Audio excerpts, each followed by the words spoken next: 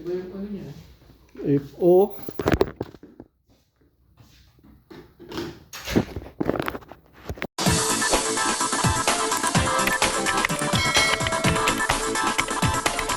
FO trouble. Tignan natin to.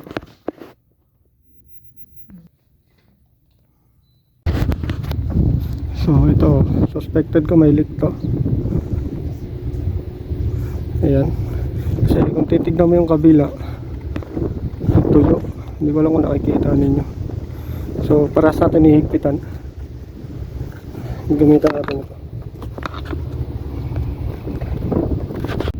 So ayun, wala naman tayong nakitang leak. So inikpitan lang natin.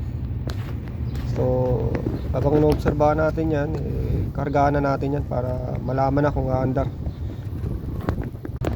So ayun, umandar na siya. Mataas-taas na naman ang pirahe.